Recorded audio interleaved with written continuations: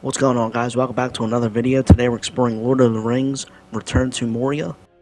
It's a game set in the Lord of the Rings universe, and basically you play as a dwarf in a sandbox creative survival game. The beginning of the game, basically you're slated as a dwarf, you do all your customization, and then this guy over here blows up the gate to Moria, but you get stuck and you're on the other side. The beginning level of the game pretty much sets the tone for the rest of what you're going to be doing. Crafting, building, and just surviving. Too dark for dwarf eyes.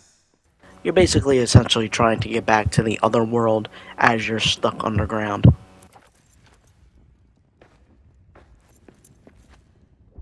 There must be a way back to camp. Could try the doors of Dorian from the inside.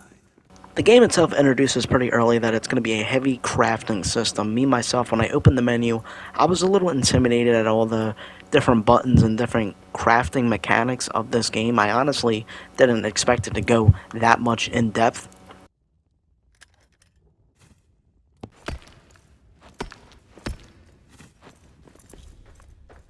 Firelight.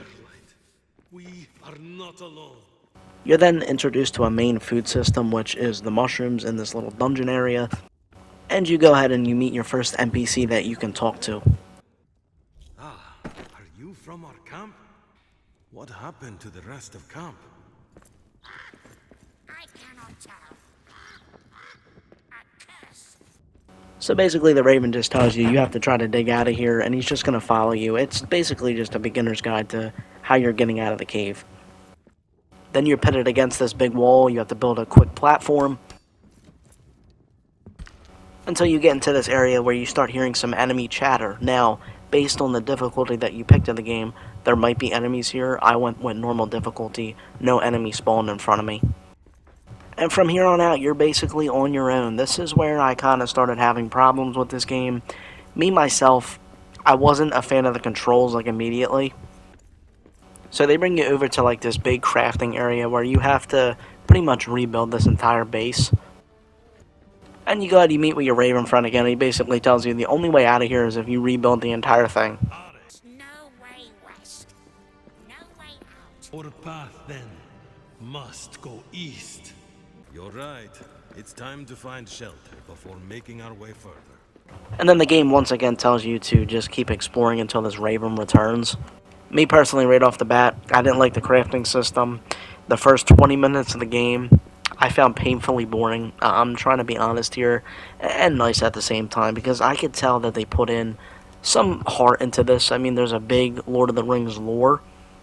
But if you were like me and you were thinking about downloading this game, is it worth the 15 gigabytes? Me personally, I'm going to save my time and my energy. I put about 3 hours into this game. I just wanted to show you guys the beginning just so you guys could get a glimpse of what the game looks like early on. It basically came down to I'm not even really into the Lord of the Rings to begin with. I came into it trying to play a new survival game that, I've never played any games from this gaming company.